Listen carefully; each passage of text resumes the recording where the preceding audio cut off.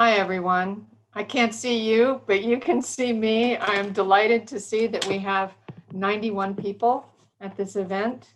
I'm Eliza Pennypacker. I'm head of the Department of Landscape Architecture. Behind me, of course, is our gorgeous Stuckeman building, which is where we should be. In fact, as I just revealed to the panelists, actually behind me is my kitchen, but it's much nicer to be looking at the Stuckeman building. So I want to welcome you to the first in Penn State Landscape Architecture's annual Bracken Lecture Series for 2021. And I feel that it's important to begin with an acknowledgement that's particularly meaningful to those of us who are in landscape architecture as we consider ourselves stewards of the land. We acknowledge that the Stuckeman School rests on indigenous traditional lands from which the Haudenosaunee, Shawnee, and other indigenous peoples were displaced. We respect these nations as the original stewards of this land, and acknowledging them reminds us of our collective responsibility to the land where we live, where we learn, and where we work. Our annual lecture series was made possible by the generous gift of John R. Bracken, who was the head of this department for twice as long as I have been head. That's a really long time. And our speaker tonight, Juanca Cristaldo, will be introduced by the faculty member who invited him, Ken Taminga. But first, a reminder, in order to provide this content to those who might not have been able to join today, we are recording this lecture. And by joining today's lecture, you consent to be recorded if you are an active participant. So with that, I'm going to hand it off to Ken Taminga. Thank you, Eliza. It's my pleasure to introduce Juanca Cristaldo. Juanca is the coordinator and co-founder of the Center for Research, Development, and Innovation, CD, at the Architecture, Design, and Art School of the National University of Asunción in Paraguay. At CD, Juan directs the research department and leads projects related to urban and territorial development. He focuses on infrastructure as catalyzer of change, public policies, and open source cartography. He's also co-founder of Exponencial, an urban design and architecture studio he runs with his wife, the architect Lorena Silvero. Trained at the National University of Asunción and at Harvard Graduate School of Design, Juan has fostered projects for the Paraguayan Ministry of Urbanism and Housing, IADB Lab, and Cities Alliance. He has lectured at Oxford and Harvard GSD and has taught courses at the Polytechnical University of Catalunya. Juan has been awarded the Fulbright and Carolina Foundation scholarships, among other distinctions in his field. Through his work, Juan helps NGOs, non-governmental organizations, public sector institutions, and multilateral cooperative agencies to implement urban projects and develop innovative methodologies focused on the challenges and opportunities of the Global South. Juan lives in Fernando de la Mora, Paraguay, where he is a cyclist, a runner, and an avid reader. Juan, we warmly and virtually welcome you to Penn State as our first Bracken lecture this season. Thank you very much, Ken, Liza, and all the staff at Stuckeman and the landscape department. It's very generous for you guys for this invitation, so I'm really honored to be here. The presentation I'm going to be making tonight, it's called Reading Landscapes and Territories, How and Why We Are Mapping a Country, which is our country, Paraguay. And this is a first disclaimer, and this was put by the team. So everything that I'm going to be showing you guys tonight is collective, collaborative, and accumulative work. So whatever is cool and good is on the team, and whatever's wrong is on me. So you can send me an email after. To begin with, I'd like to kind of give you some geographical context. So this is our country, Paraguay, a landlocked country in the middle of South America, surrounded by Bolivia, Argentina, and Brazil. And basically, I'm going to be showing you guys work and research developed in several regions of the country. So here in the Western region, the Región Occidental or the Chaco, I'm going to be showing you some slides about the Central Chaco region. I'm going to be showing you also some slides about the Triple Frontier, which is this spot here, a bordering territory between Brazil, Paraguay, and Argentina. And I'm also going to be showing you some slides and sharing some thoughts about the Gesereta Lake region, which is here in the south, bordering with Argentina. It's a territory transformed by a very large hydroelectric dam called Gesereta. And some of our reflections also will be centered on Asunción. So to begin with, again, my thanks to the Department of Landscape Architecture at Penn State, which sponsors the John R. Bracken Lecture Series. And a special thanks to the teams of CDFADA, MapPI, Atlas Urbano, and TDPI, which strive every day to build new paths for scholarly research and capacity building in the context of Paraguay and the Global South. And don't worry, I'll be telling you about these weird acronyms after, so no worries. So what we'll be talking about tonight, we are working to build the most comprehensive and complete open for all base cartography for our country, Paraguay. This project is done through a number of collaborative initiatives based on FOSS, which is free and open source software, which combine, and these projects, these initiatives combine research, teaching, and capacity building. So we have this kind of three-legged structure. In a country like Paraguay and many other countries in the Global South, this initiative has a very specific and special meaning. We live and work in a context where systemic lack of accurate and updated free of access geospatial data impoverish the level of public debate and affect the quality of decision-making processes related to infrastructure, landscape, architecture, and urban design projects. Therefore, at some point, we decided that it was simply no longer acceptable for us to say this cannot be properly analyzed or discussed due to lack of data. If there was no information available, we decided that it was upon us to build it. About the relevance of what we're going to be talking tonight, we believe that there are three ways in which this presentation may inform your interest. First of all, we believe that the lack of relevant information necessary to properly describe reality, understand problems, and build consensus based on reason, and develop better projects is common in the context of the Global South. Therefore, if any of you guys is interested in working in the field of development, you may find that some of the ground we will cover today might be useful for you.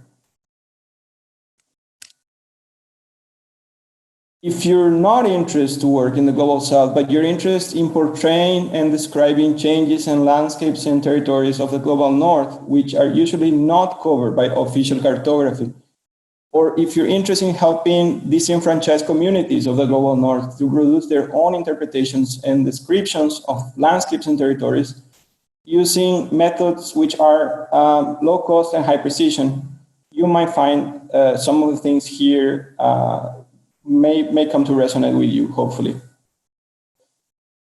And finally, there is a third and perhaps more general aspect, which is we must remember that we have a contemporary condition by which governments are not longer the main producers of cartography. Private for-profit corporations are the main producers of cartography and geospatial information in the contemporary world. And therefore, we believe that to build community-based capacity that help us describe, understand, and discuss things in spatial terms, to understand and describe how the world around us works is essential. In such a context where information tends to be privatized, mapping and the use of free and open source software tools is a relevant topic for everyone. We firmly believe that there is an analogy to literacy, say programming skills, or for instance, the fab and maker movement, in the sense that technology can be used either to centralize power and information, or it can be used to decentralize knowledge and information, and therefore the capacity to do. And we are trying to help in this second way. So who we are and what we do. Ken very generously introduced me, but I think there are a few things needs to be said about CD and the kind of work we do there. CD is the Research, Innovation and Development Center of the School of Architecture, Design and Arts, FADAUNA, in the National University of Asunción. We began our work in 2013. This November we'll be making 7 years. And we started with the support of a CONACYT seed grant. CONACYT is the National Council on Science and Technology. We work in 4 areas. We do many different things, but everything we do falls in one of these 4 categories. So consulting, capacity building, academic research, and digital fabrication. CD works mainly to build capacities that do not exist in the country. For instance, we developed and installed the first Fab Lab in the country, and we are developing and pushing this effort to map the entire national territory. One more thing that we aspire to do is to systematically assist students who wish to pursue advanced studies abroad. One more thing is we use each project to learn new methods and to train people so we can have an expanded reach. So we aspire to help train new capacity builders and critical thinkers. And we try at least to use each project as a training field. And CD is kind of a geek bootcamp. We developed several academic projects at CD, and one of them is infrastructure and territorial transformations in Paraguay, which studies infrastructure as a driver of urban and territorial change, focusing on 3 territories: the Triple Frontier region, vis-a-vis the Itaipú hydroelectric dam project and the Friendship Bridge, the Gesereta Lake region, vis-a-vis the Gesereta hydroelectric dam project, and the Central Chaco region. And I already mentioned these 3 in the first map, and we're gonna go back to these regions after. So this is just to give you a general framework. And the Central Chaco region, in relation with past infrastructure projects like narrow gauge trains used to in the Quebracho and tannin extraction, and then the Transchaco Road, the Remanso Bridge, and presently a bioceanic corridor that will go through the Central Chaco. So again, this is the Central Chaco region, the upper left corner, Triple Frontier, lower right, and Gesereta Lake region here in the bottom part. In a way, it was this project which made us reconsider our method and lead us to the projects MapPI OSM and Atlas Urbano, which are the main topics of tonight's presentation. These are the 3 territories that I was mentioning: the Triple Frontier, the Gesereta Lake, and the Central Chaco region. But before we go there, let us see and show you how we have encountered this problem of lack of base information several times before. So let us talk a little bit about recursive challenges, or how we stumble upon the same problem many times. So the first time, I guess, that we faced this issue in a pretty straightforward way was during my master's thesis. I was studying the Triple Frontier. In this image, the upper side here, marking with my cursor, is the Itaipú hydroelectric dam. Here to the left is Ciudad del Este, which is the Paraguayan territory. Upper right is Brazil, and lower right is Argentina. This is an important crossroad region between the highway that connects Asunción to the Atlantic Ocean and the Paraná River, which flows from São Paulo to Buenos Aires. And this is pretty much Asunción, the triple frontier, and this would be the Atlantic Ocean. This very large dot here is São Paulo. Buenos Aires is down here. And this is the Puerto of Paranaguá nearby Curitiba. So which was the cartographic challenge? Well, this is one metropolitan area which is located in 3 different countries, which is a highly special situation. And therefore, there wasn't a single depository of data. Geospatial data tends to be divided by administrative or national boundaries, not by functional or systemic or by any systemic understanding of the territory. So again, here in a more schematic vision, this is the triple frontier, and this is the Paraguayan side, the Brazilian side, and the Argentinian side. And so again, this is Itaipu, and whatever is black is the artificial lake produced by the dam. And here in the south, we have Iguazu Falls. Therefore, we had, since this was one city in 3 different countries, the challenge consisted in to gather and consolidate secondary data from 3 different sources and stitch everything in a single database.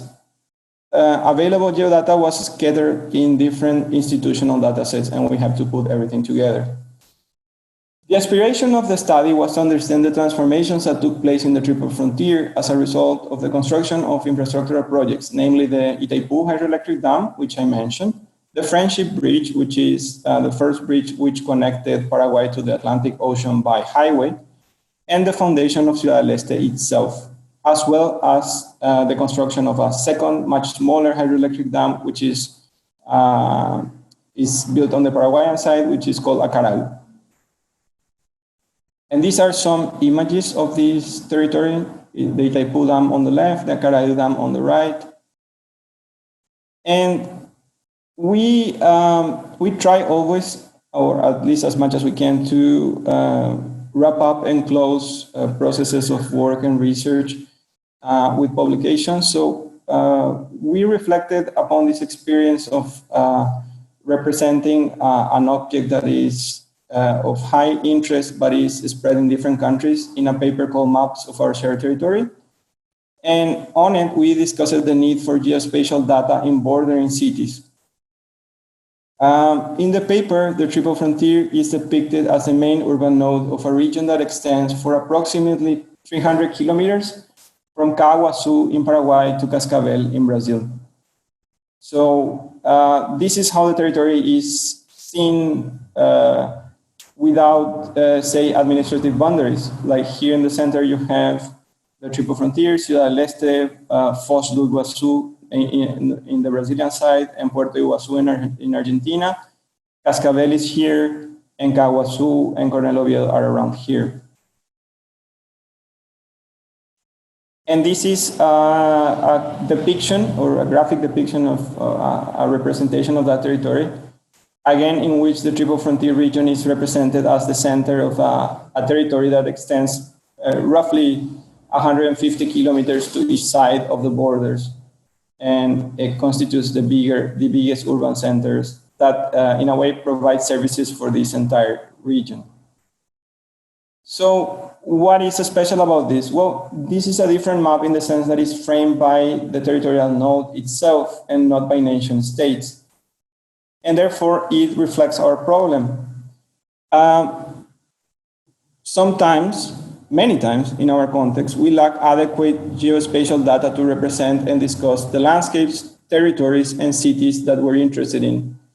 And therefore, if we do not push the capacity to portray the things that which we are interested in, our capacity to think, analyze, and propose is limited by constraints which are not related to the topics of research. Say, for instance, the boundaries of national states. And this knowledge, this improved knowledge that comes from a more adequate cartography, then inform design strategies. So, for instance, in the master thesis, what I did was establish the proposal to produce a second connection between the three countries, linking two very large national parks which surround the Iguazu Falls, which are with a smaller green area that surrounds a second waterfall in the Paraguayan side, and also link infrastructure in order to produce a new space of meeting and connection between the three countries. The second case of a problem of base cartography refers to the Asunción Historic District, or the Centro Histórico de Asunción, and this work was done fundamentally with Ecosistema Urbano. The second case that I wanted to tell you about these kind of systemic difficulties related to base cartography is about the historic Asunción Historic District, or Centro Histórico de Asunción. This is work done with the guys of Ecosistema Urbano, a studio which is based in Madrid in the years of 2014 and 15, sorry. Well, here the challenge was different. We had an existing building cadastre, pretty accurate and good, but relatively old. It had some 10 years at the point we started working with it. And furthermore, it existed only in CAD format. It had no additional info. In other words, it had no tags of any source, like it didn't inform us any other aspect of reality more than the mere, say, geometric description of the build form. So what we wanted to do is to take that base cadastre and create a bidimensional and three-dimensional database and a collection of pictures that could describe and summarize challenges and potentialities for this part of the city. This was a large-scale endeavor, and it's different in nature from the previous one, because the previous one is basically it was basically done with secondary data, and this was about primary data gathering. So we had to cover 300 hectares of territory, and of course that's too much for any person. But what we did is we divided in sectors of 9 to 12 blocks. And each sector was studied by a group of 2 or 3 students and volunteers who gathered the information. And then the field work was reviewed, consolidated, and compiled by a team of young architects. So this is us starting these working sessions with the volunteers and students. This is a cultural center this is the Spain Cultural Center called Juan de Salazar in Asunción Historic District. And this is how the historic district was, say, divided for mapping purposes.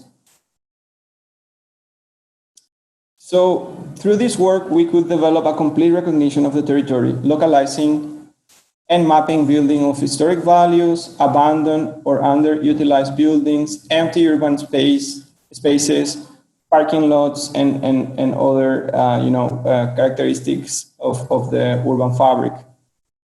And this is like the kind of information we could obtain. It was highly relevant because it allowed us to discuss urban projects being specific to the level of a single plot.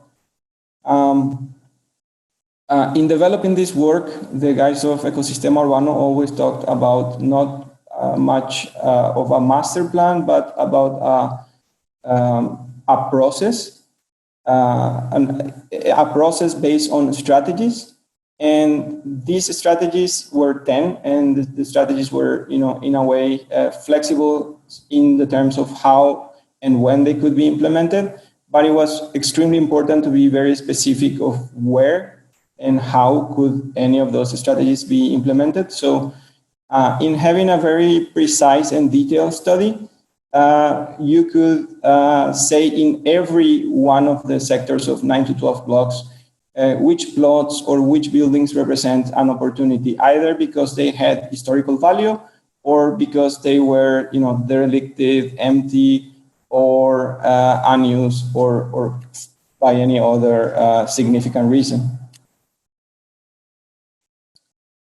One of the main findings of the study was to provide evidence that the Centro Histórico de Asunción is, in a way, the Centro Hueco de Asunción. In other words, the hollow center of Asunción. An estimated of around 200,000 square meters, which is some 2 million square feet of built area, is presently not being used in Asunción Historic District. This is very important because something often heard in Asunción is that the population, poor population living in flood-prone areas called bañados, do not have a viable place in the city. Allegedly, then, the city must be expanded by physically filling the wetlands of the Paraguay River and the Asunción Bay, and we're gonna be seeing more of these specific aspects in other slides of this presentation. So here is the analysis of the surfaces. So this is the entire surfaces, so, the entire surface of the Central Historic District, and this is the built form, and within the built form, whatever is not being utilized. Again, a little bit more than 200,000 square meters of buildings that look like this, many beautiful, interesting buildings, abandoned, derelicted, and also many urban plots in strategic locations, devoted to less than interesting uses such as, open air parking lots or things like that. And again, as in the previous case, we tried to condense this experience in a second paper called Projects that Build the Future of the Past. And here we're discussing that in reality, it doesn't make any sense to establish that the only strategy to accommodate and improve the lives of the people living in the bañados is to make land reclamation projects in the wetlands, which they presently occupy under the allegation that there is no space for them in the city, when it's proved that we have more than enough empty space in downtown. So this is more an issue of urban land management and planning than to actually physical, the need of a construction of new land. And please note that this again emphasizes the connection between adequate geospatial knowledge of cities and territories, the quality of urban projects, and the level of public debate, which is, in a way, the main topic that I want to stress throughout the presentation. And again, as in the previous case, the improved level of knowledge inform design strategies. So if you know where you have empty plots in downtown, then you can start developing strategies. This was a proposal for a mixed-use housing and commerce set of buildings that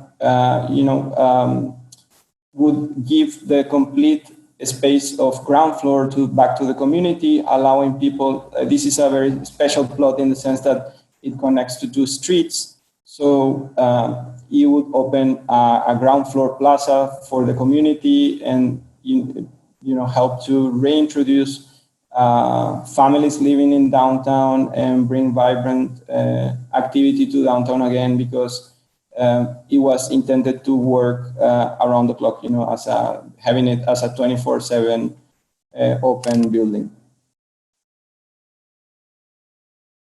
And a third and final example of these, how these problems of base cartography in a way limit the kind of public debate we have about territorial transformations is the case of the Asunción Riverfront, or the project that we call Frente Fluvial. I can only tell you a small part of the project, but the thing is this: the riverfront of the Asunción metropolitan area is going through rapid processes of transformation related to several causes. Tonight, I'm going to be showing you two aspects which are related. One is land reclamation projects, and the second one is highway infrastructure building. And we will briefly show two examples: the Toxa project and the Costanera Norte project. Toxa is Terminal Occidental S.A. is a company that has acquired a surface of roughly 1,000 hectares, which is some 2,500 acres. So it's quite a large state, just across the river from the city. And their project is to proceed to a complete land reclamation project of this entire area. This is a topic that is fairly invisible in the public debate in Paraguay now. And just as means of comparison, in this slide, we have marked three of the most important green spaces, green open spaces of the city: the Botanic Garden, the Yuguazú, and the Parque Iguazú parks.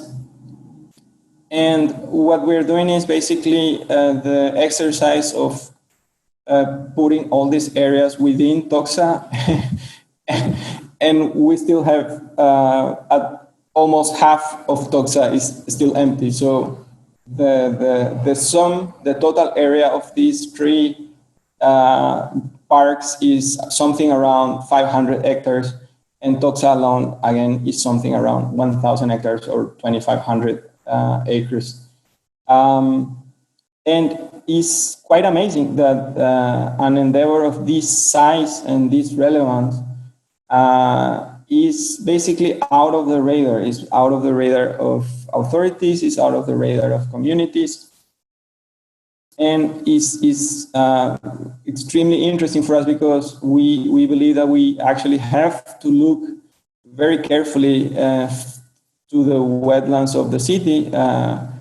The Paraguay River is a meandric river, which, as I'm sure you know, means it's a small slope river that tends to flow slowly, and it needs kind of a breathing space, between the low water season and the high water season. And this is the normal rhythm of the river, and of course, we all know that normal rhythm of the river will be affected by climate change. And climate change is a dynamic and a process that is not under the agency or control of any local actor. So it's extremely important that we pay attention to what kind of infrastructure we're building now in order to make sure that we are not building problems for tomorrow, which is precisely what I think Toxa is doing, and many other projects like that. And the second example that I wanted to give is the Costanera Norte project, second stage. It's a highway project here, relatively near of downtown Asunción. And basically what this highway project is built upon a small land reclamation project. Therefore, the highway is cutting over the wetlands and separating the wetlands into halves and separating the wetlands from the river. And allegedly, this infrastructure is being built having in mind the interest of people who are living here in this kind of yellow dot.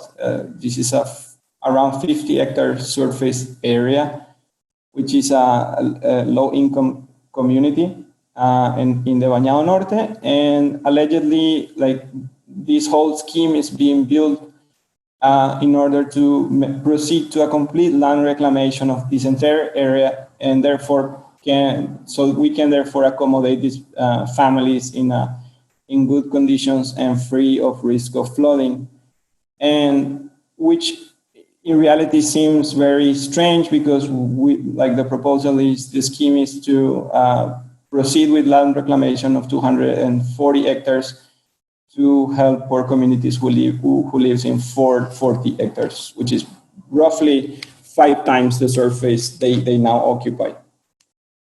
So it really doesn't make much sense. And again, we try to go full circle, and see in which way is knowledge, the knowledge that we obtain by looking at the territory and looking at science and trying to link global processes with local realities, how these can inform design strategies. So what you guys see here is a proposal for a urban park in a flood-prone terrain in Chacarita Baja, between the highway, the Costanera, which will be here, and the city.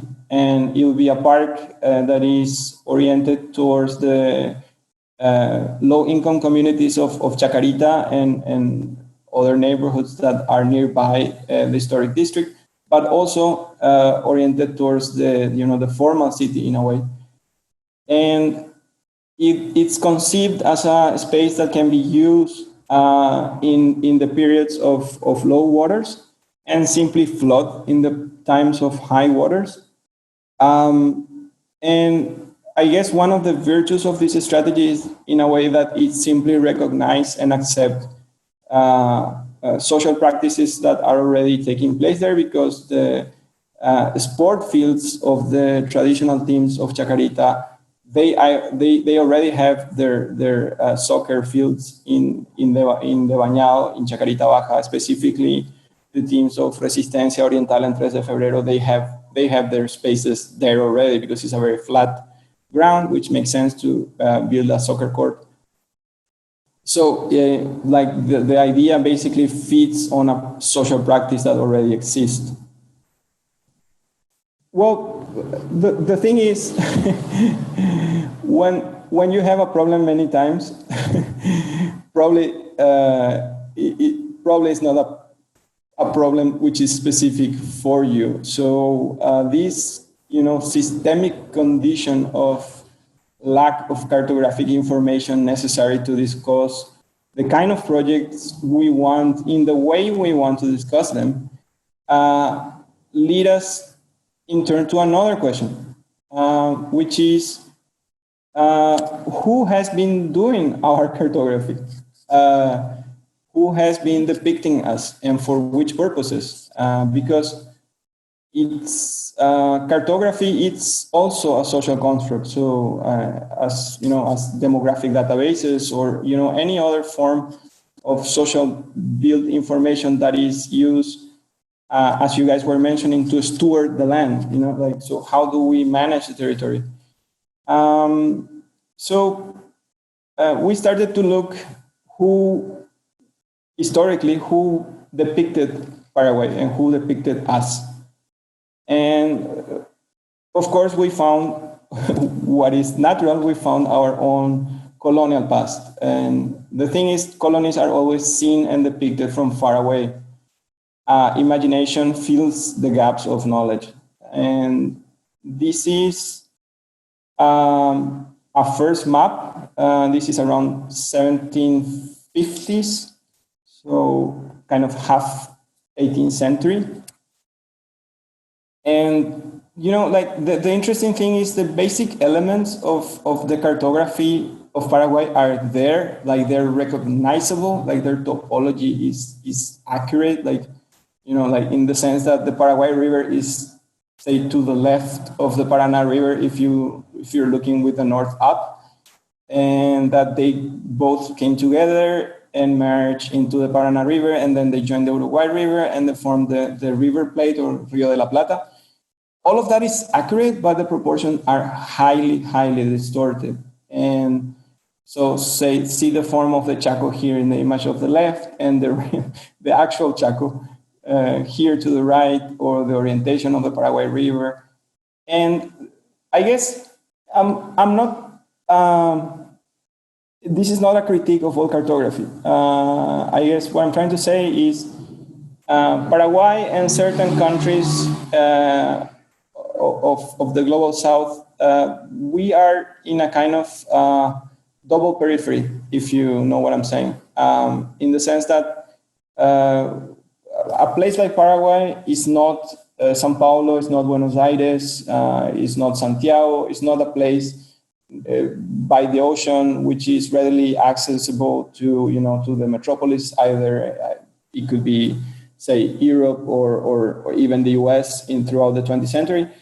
So it's a place that it forces you to go first to these places, Buenos Aires, Sao Paulo, Rio, and from there to proceed to extend travel to Paraguay. So these are territories which are late in their articulation, and they are territories of late depiction. They're described late in history.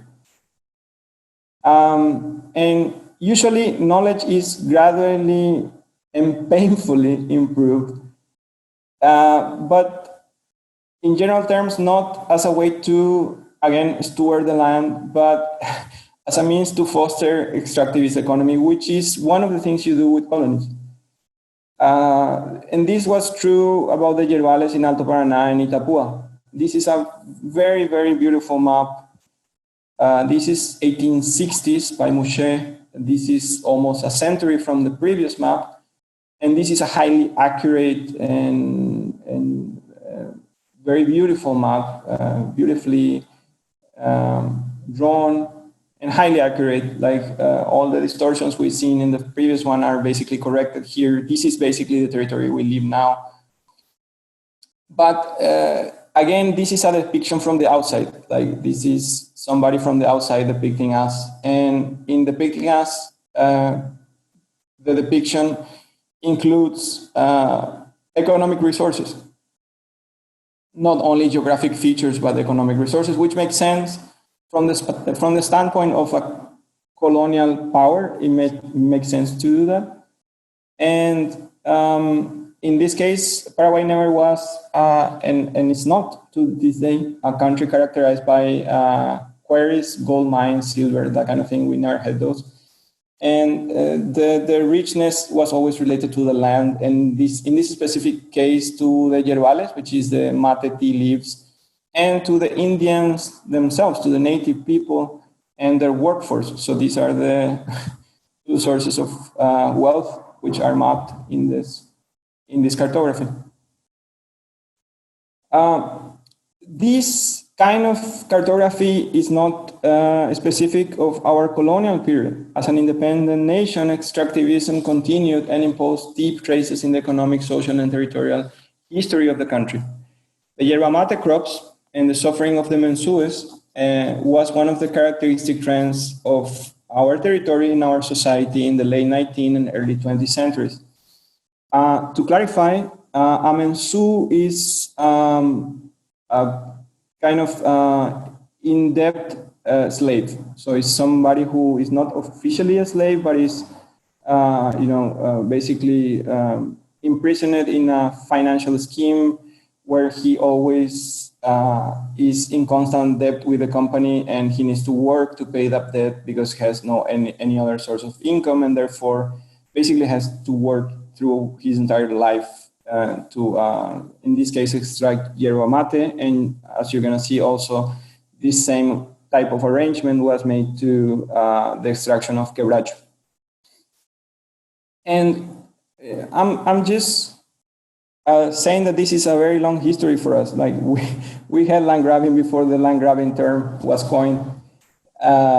So after the so-called Triple Allegiance War or Guerra do Paraguay, depending on who tells the story, Paraguayan government sold vast portions of territory, what is called in Spanish latifundios, very, very large states dedicated to the exploitation of commodities, basically yerba mate, mate tea leaves, and quebracho, as I mentioned. And this document here is a kind of historic album made for the first centennial of the country in 1911. the independence of Paraguay is from 1811, and this is a document from 1911. And basically portraying the lands of Monsieur Domingo Barte and how cool of a guy he is and all the good things he does for the country. And the following maps that I'm going to show you are related not to yerba mate, but to tannin and quebracho exploitations in the Paraguayan Chaco. The same process of massive land selling that took place in the eastern region took place in the western region, in the Chaco, in the Paraguayan Chaco. And just to give you a sense of landscape, the eastern region, which is closer to the Atlantic, is in a way is part of the Atlantic forest ecosystem. So it's tropical forest or subtropical forest. And once you cross the Paraguay River, as you move towards the west, or say the Andes, towards Chile in a way, the landscape you find is semi-arid.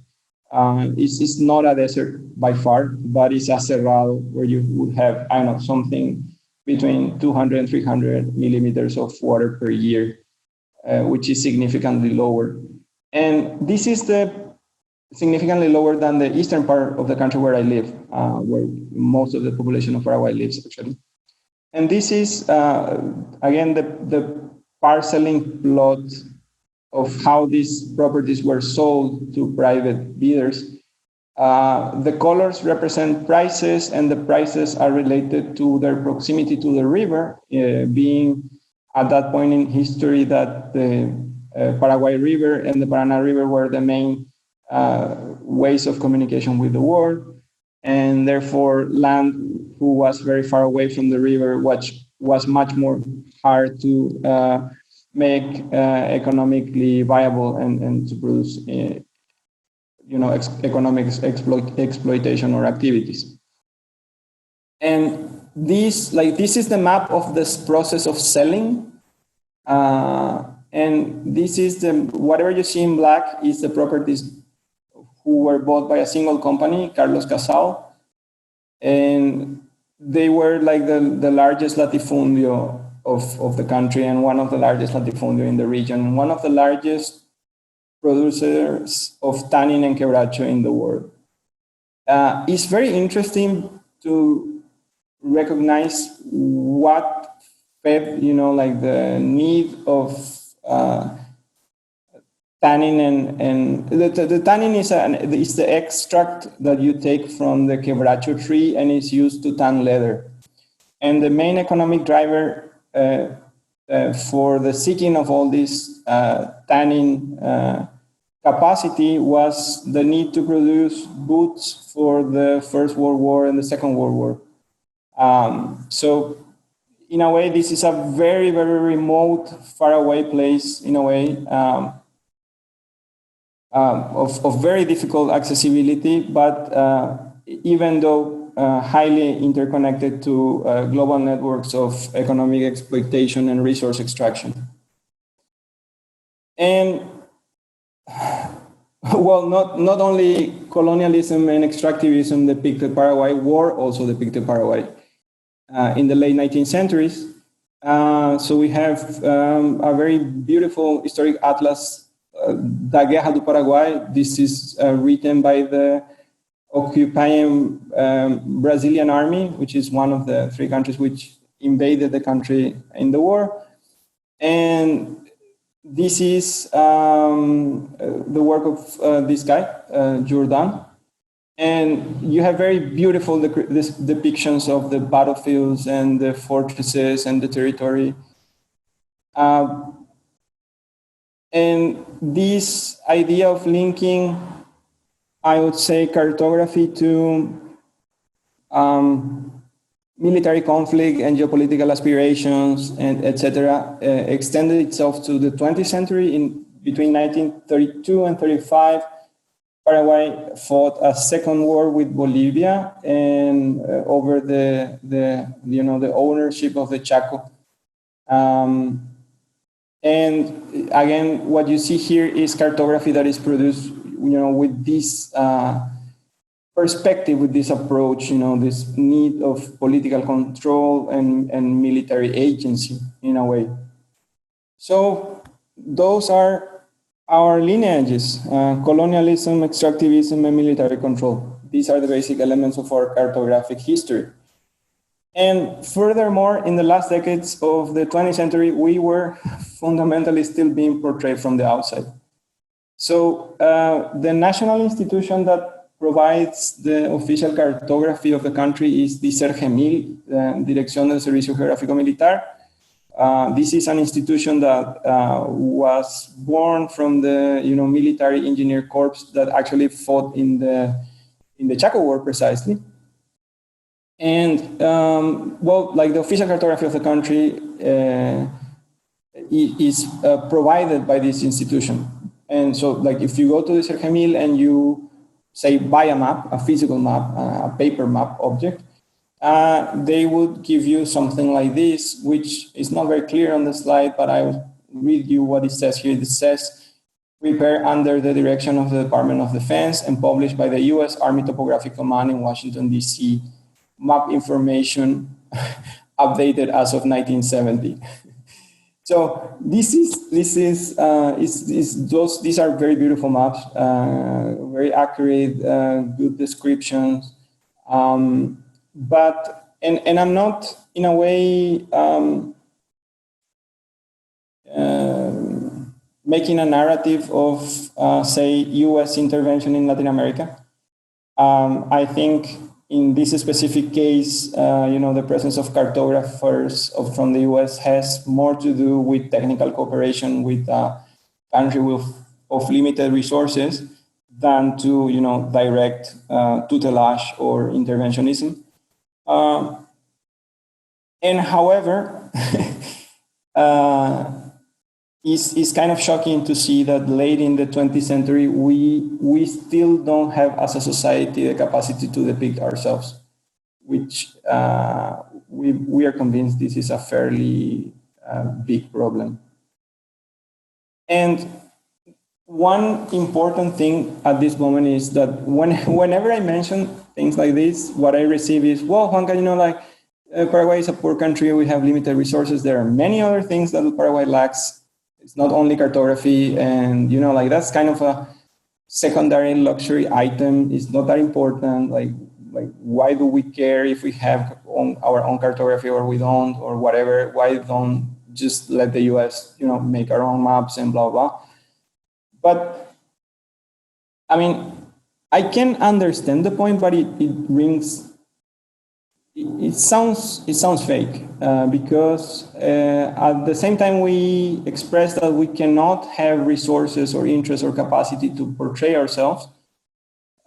We do portray ourselves in whatever is relevant for our society. So we have a very accurate yearly soybean crop mapping process, and not only soybean. Soybean is the largest crop of the country, of course, but all the other crops that are cultivated under, in a way, the agro-export and agro-industrial international network are fairly precise mapped every year.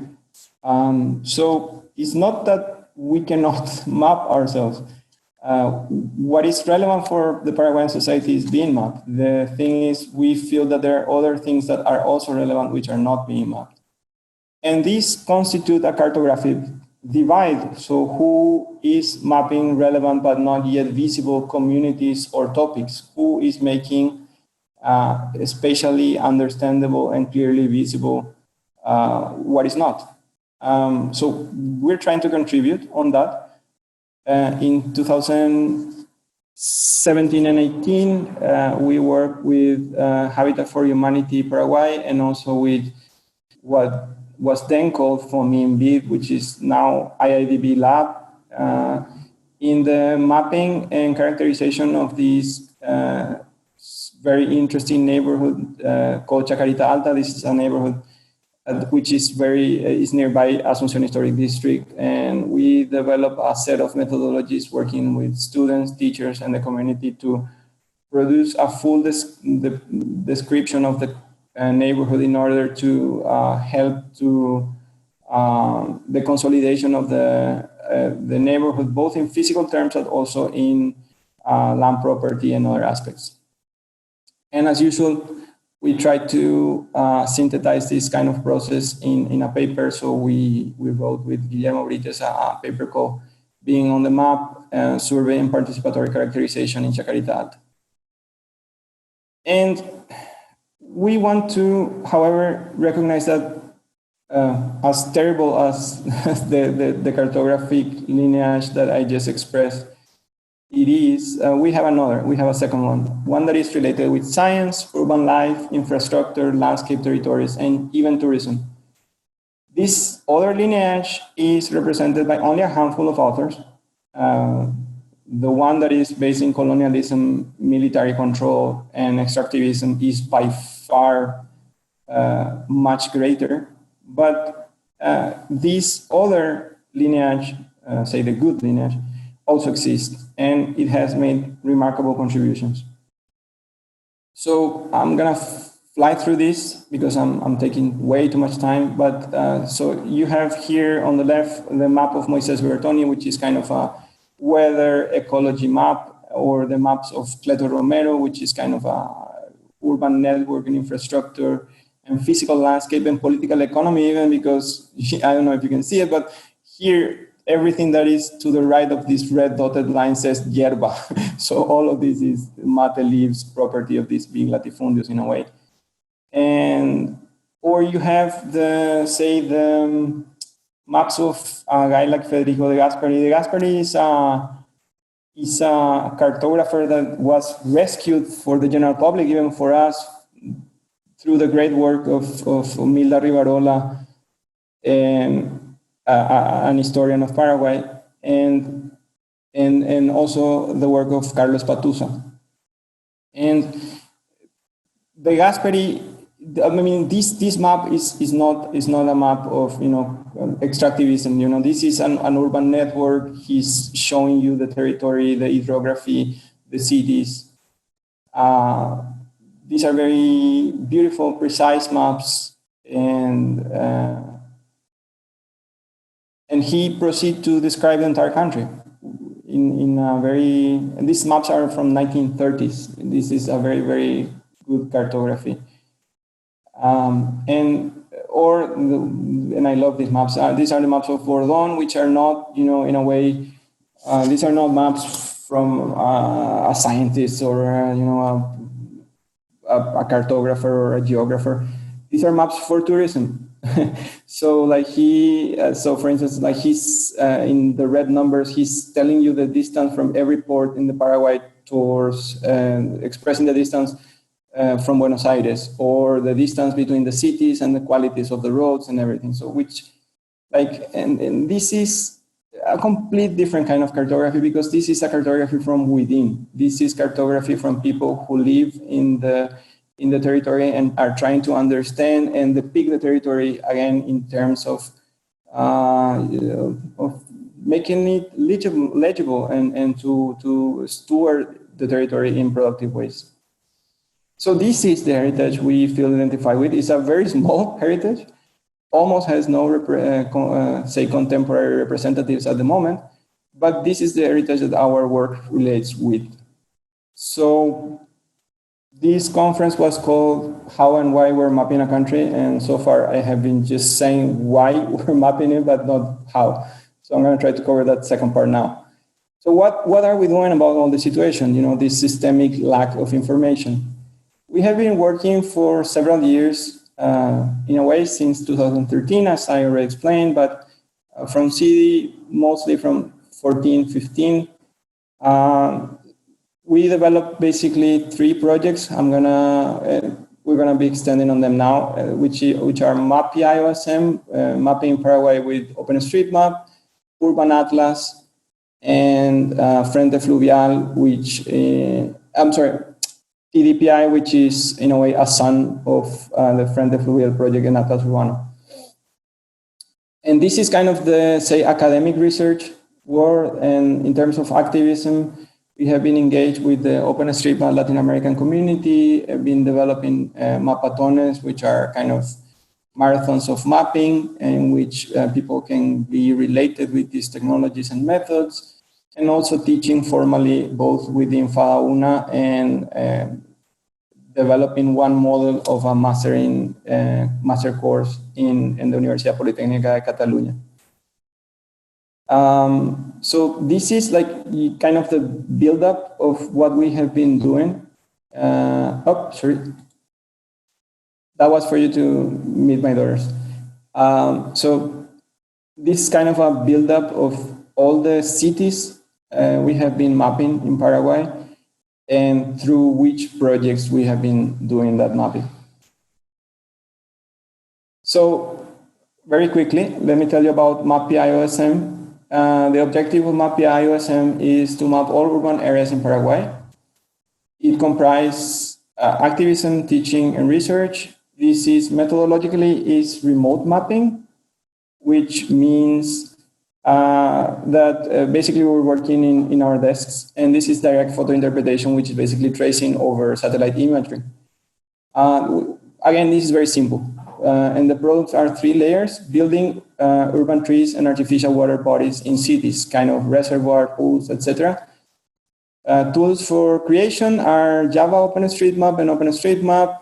Assigning, because we need kind of online platforms for assigning slots, specific territories for one person to develop. We use Mapcraft, which is curiously a Russian platform, or Humanitarian OpenStreetMap team, which is HOT. So download platforms to get back what has been produced: GeoFabric, Diva, or QGIS, and all the editing and spatial analysis is done in QGIS. So just to give you a sense of what is 1 year of production of cartography. So this, like the first one, the one that you're seeing now is, this is the Encarnacion region, and the second one is the Triple Frontier. So this is the difference of production in 1 year of work. Atlas Urbano is is more sophisticated. It's a second step. And what we do with Atlas Urbano is the analysis of first we do analysis of urban contemporary form and characteristic of cities in Paraguay. Again, it combines these 3 aspects of activism, teaching, and research. This is methodologically different. It has a component of outdoor mapping. So we have primary data gathering. So this is more like what we did with Plancha in Asunción Historic District. But it combines that with photo interpretation and secondary data analysis, because we also use information from official sources like the National Census Bureau or the Office of National Office of Cadastro. So the products here are analysis of urban morphology, and I'm going to show you urban and rural, like schemes where we're analyzing the division between urban and rural or agricultural lands, and 3-dimensional depictions or portraits and land use. We rely on street level photography, which is basically GoPro 360 cameras plus Mapillary as an online gathering source. In order to create the maps to tag the buildings and assign uses, we use Java OpenStreetMap. The assignation of sectors is done again through Mapcraft or HOT, and again the same thing, download through GeoFabric or the Diva, and the edition is through QGIS. And this is the work that the great team of Atlas Urbano is doing now. They're working in 6 cities along the national route number 2, which is precisely the route that connects the highway that connects Asunción with Ciudad del Este in the Triple Frontier. So they're working in these 6 cities. And so the stage 1 of the work is in that beautiful and so distant past of pre-COVID world, they will go through all the streets, taking detailed depiction with pictures using the GoPro 360 cameras and uploading everything to Mapillary. So what you guys see here in these maps are, like the level of coverage of pictures for each one of these 6 cities, which is highly relevant, as you can see. And then you can see what, as a product of, the tagging of each building with the information that is derived from those pictures, results on land use and building use maps, which are what you are seeing in this slide. And this is a very interesting method because it's a cumulative and collaborative work, but it has, in a way, it's traceable. So like if you feel that some kind of tagging seems odd to you, you can go and actually see if the picture that represents the picture that was taken actually matches with the tag assigned. So it's independently verifiable. And if you detect mistakes, you can improve it. So it's an accumulative process. And this, just to give you the sense of time of how fast this is. This is like, so you can see this is 2019. You basically have nothing, no information there. And then by, say, May of 2020, this year, like the entire gray layer which is basically the one that is made by MAPI OSM, which is basically just the buildings, is done. And then like 6 months later, or even less, from 3 or 4 months later, the land use maps are already completed. And this is a second study, which is what I was mentioning about, which are, this kind of reflection on what is the urban, rural, or agricultural divide in each one of these cities. And this is a very interesting discussion because what you see in the white dotted lines, which are these kind of things here, this is the official delimitation of what is considered to be urban on that city. The first thing that comes to mind, of course, is that like there is no national standard. Like every city is kind of in a way deciding its own game. So there are like one model that is, Cacupe is basically this huge area and saying like, well, everything's urban, like regardless, I don't care. And in general, it's this very fragmented way, which in reality express that more than planning, the city governments are, in a way, legalizing urban developments that already took place. So it's like, you have a loteamiento, you have a new neighborhood, and then you say that is urban. And I think it's very interesting to compare that with the heat map, with the heat maps of both amenities and housing. So what you see in the kind of reddish map or painting is the heat map of housing, and the kind of greenish heat map is the heat map representation of amenities and services. And I think it's very clear that, like where the real urban life and density happens rarely coincides with the legal definition. And I think that's a very interesting topic of research for us in many levels, like from taxation, planning, environmental aspects, social aspects, et cetera, et cetera. Atlas Urbano also tags heights of buildings. So that's another thing that is derived from the photography. So you can produce three-dimensional representations of the cities that you mapped. And bear in mind that 2 or 3 years ago, we had nothing. We had zero, just the streets on these cities. And now you have these available for anybody.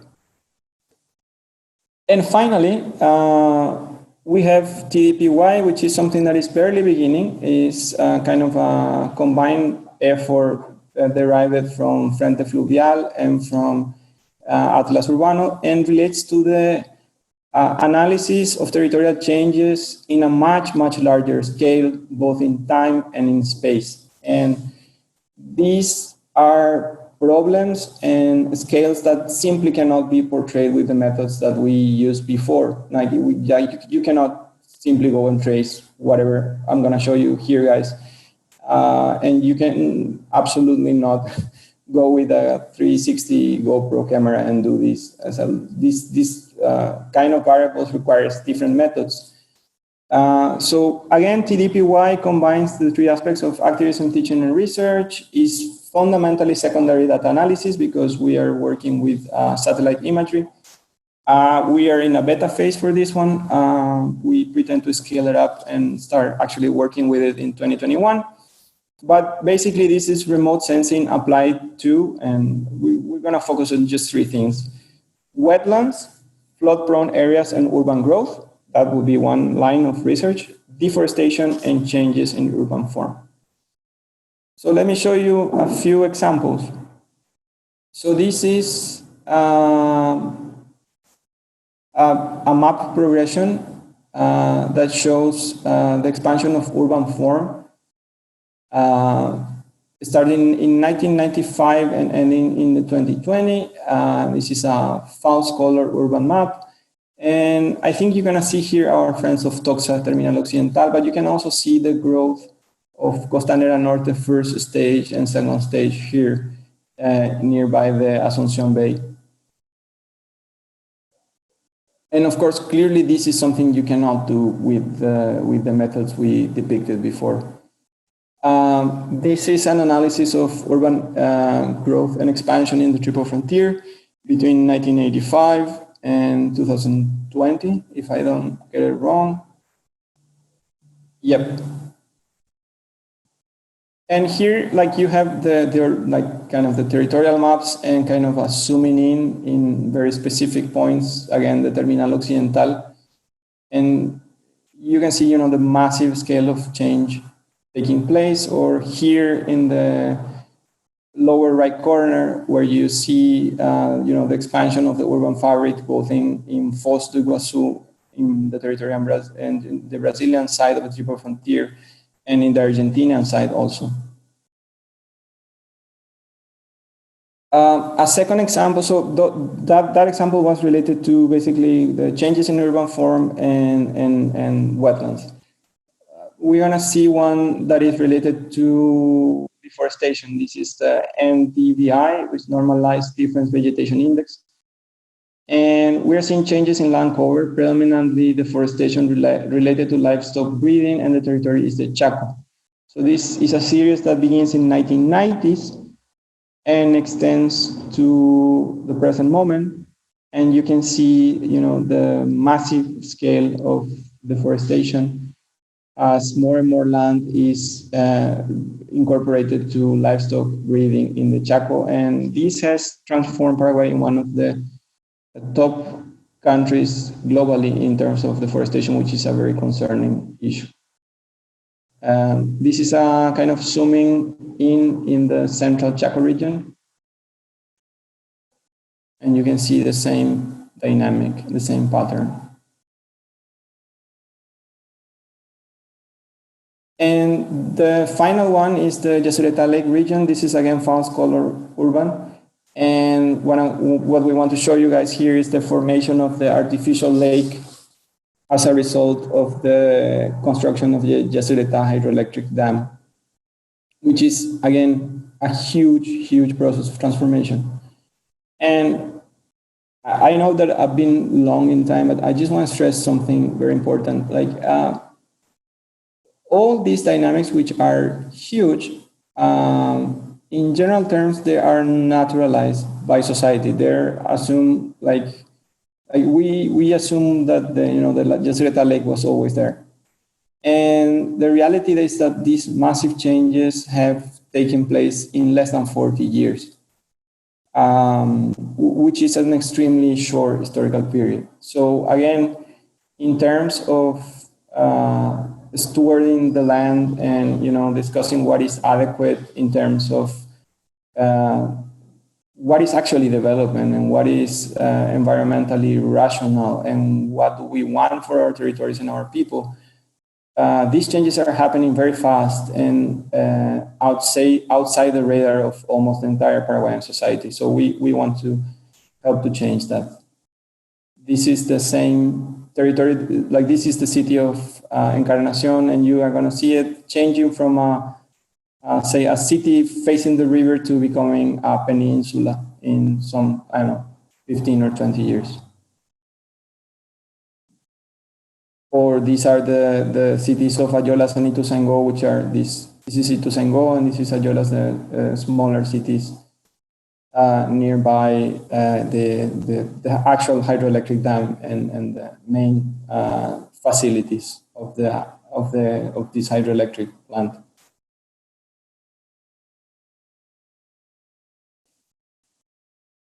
Okay, to conclude, this is what we have been doing in the last 3 years. We had thus far 73 mapped places, 247 contributors, and some 660,000 polygons and growing, adding. So again, we're trying to cover the entire country.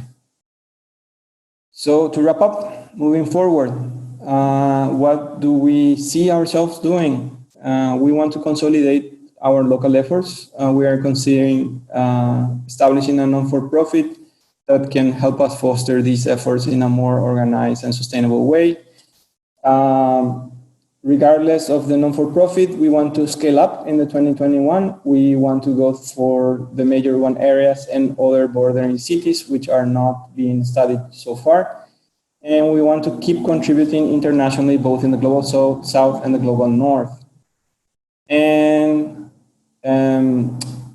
I would love to hear your questions and thoughts. And I want to say thank you for your extreme generosity in this kind of very long presentation. So many, many thanks.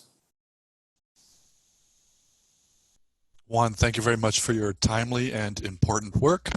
I think we have time for a couple of questions. So if you could submit them to the Q&A box, which is towards the right. There we have one from Mark Miller already. Mark is quick on the draw.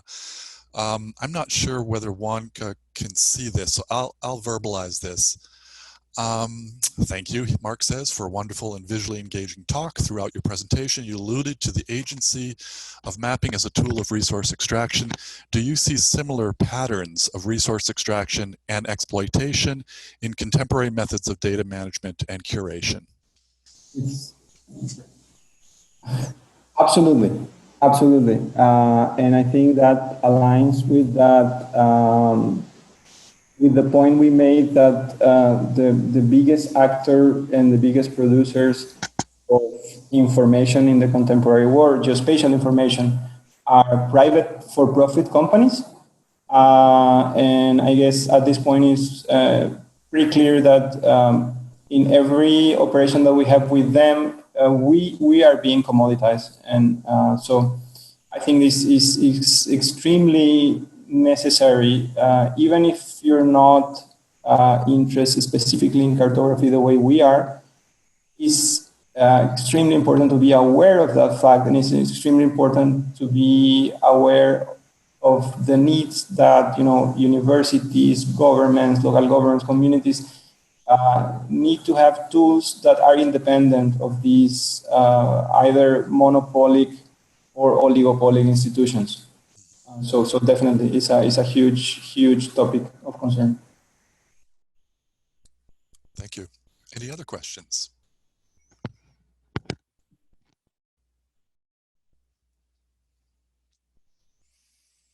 All right, the time is moving along. It's fascinating that Juan is in the same time zone as us. It's 7:21 there, and Juan is 4,800 miles directly straight south from us. So we do have a connection through time, if not through space. Okay, if there's no further questions, thank you so much, Juan. It's been a pleasure hosting you. We hope to see you again sometime, hopefully in person on campus, and much appreciated. Thank you, everybody, for joining. It was wonderful to see as many as 130 people online, all listening to and being fascinated by your story. So good night, everybody. Thank you very much. And actually, there's one more question here. Juan, would you like to answer this one? Can you see the question? No? Yeah. Do you know if there's any entity in Paraguay currently mapping information such as buildings, materials, densities, et cetera, as a free source? I do not, but we would be delighted to help. No, I don't think there is a, I don't want to make an affirmation, but to the best of my knowledge, no. But we would be very interested either to find out if somebody's already working on that or see if we can go in that direction too. Okay, and I can help make connections. You can always email me at krt1@psu.edu, and I will give you the contact information for Juan. Thanks, everybody. Have a safe evening, and hope to see you at the next Bracken lecture. We'll get information out shortly about that. Juan, thanks so much. Have a good evening. Bye-bye, everybody. Bye.